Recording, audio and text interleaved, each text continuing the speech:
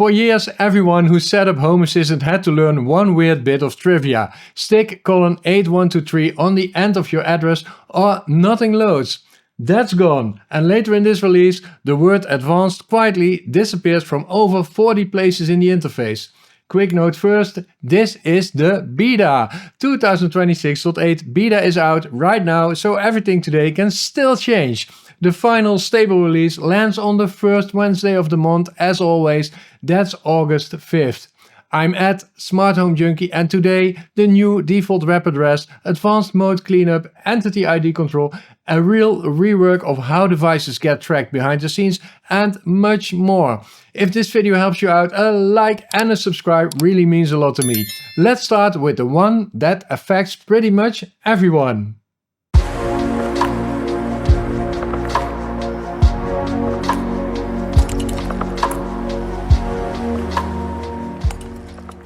So, watch this.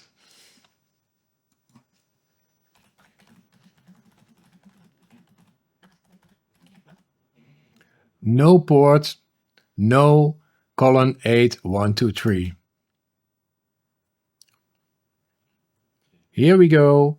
Home Assistant is now running on port 80. And you can change that in settings.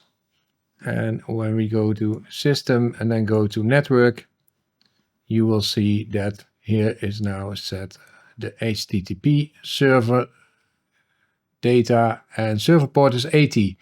Also, some other settings are now here, which were first in your configuration.yaml.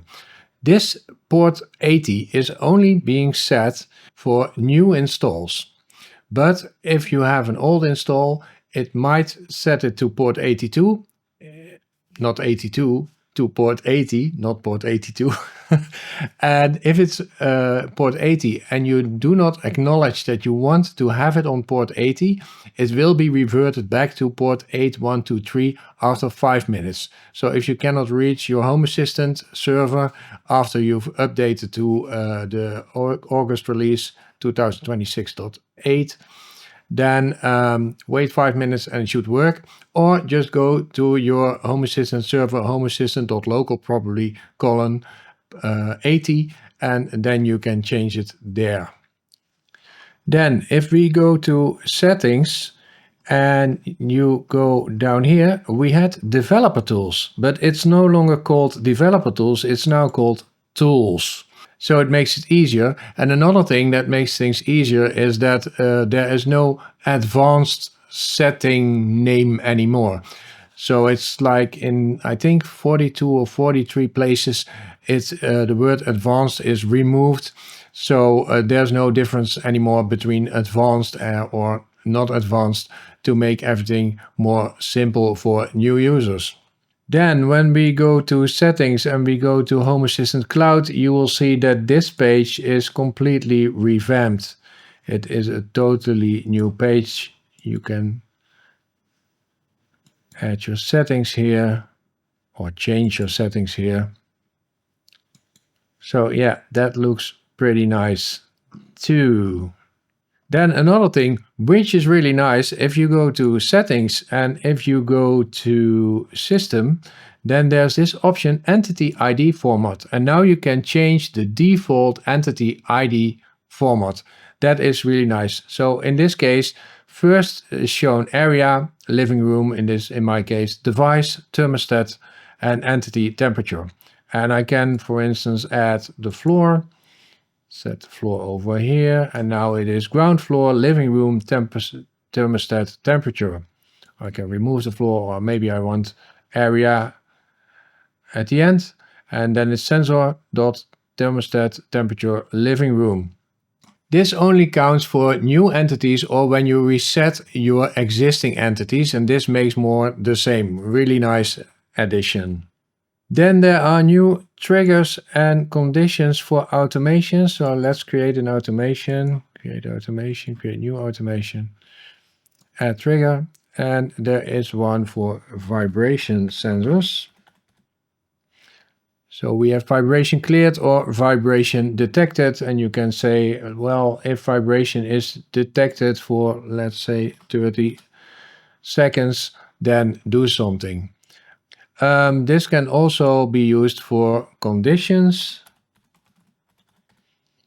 So if vibration is not detected, let's add a vibration sensor for a couple of minutes, for instance.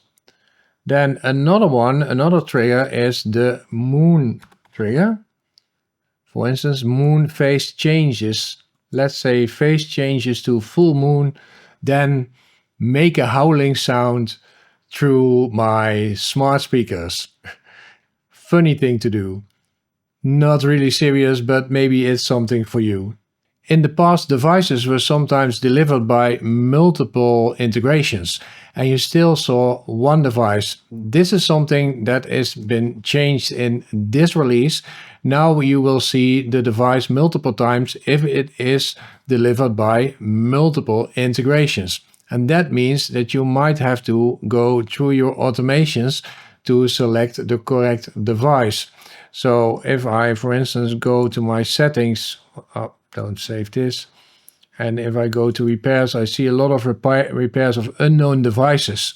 For instance, this one. Let's open it. Edit the automation. And then you see here, replaced device. Office video doorbell visitor turned on, replaced device. If I click this, then you see Office video doorbell replaced by 2 devices. This device was replaced by 2 devices. If I click replace, I see the integrations that the device is delivered by. So I see the Reolink integration, or I see my TP-Link integration. So let's change this to my Reolink integration, save it, and now it's fixed. So you might have to go through all your automations to check if you have this problem as well. Then let's go back to tools. And now we go to the template editor, because there's something new in the template editor. I have these 2 screens. I have my template editor and I have the preview screen. I can now put the preview screen to the bottom, set it to the bottom. And what I can also do is I can change the size of it. So I can still work with quite a big template editor here and have the result in a small side window. When we go to media and we go to radio browser, in the past it was really difficult to find a specific radio station, but now here's a search button for the media browser. So for instance, if I want to search for kink and I click search, I get all the Kink FM radio stations. So it's much easier to find your radio station or any other media for that matter. If I now go to my energy dashboard and I edit the energy dashboard and I go to my home battery storage and I edit this one, there is a new field and that is the battery capacity. So now I can enter the battery capacity, for instance 3200, and save it, and that will make sure that the right percentage of the usage of my battery is shown in my energy dashboard. Now in this case it's my test server, it's not connected to it, but you will see the right percentage here if the capacity is filled in. Then let's go to my dashboard, edit the dashboard and add a card. Now there's a new option. If I go to buy card and I see my cards, and for instance, I'd like to have this, well, let's say this light card as a favorite, I can now add it to my favorites. And let's say markdown also. If I scroll up again, you will now see a section with favorite cards. So I can add favorite cards. That's also very cool. And these are the main things that have been added or changed in Home Assistant 2026.8. Of course, There are also new integrations. I'm not going through them one by one because you can read this yourself, and I will add the link to the description. So go to this list and see if there are new integrations or noteworthy improvements to existing integrations that are important for you. Then it's also there is also a few noteworthy changes also in the documentation. See the link in the description below.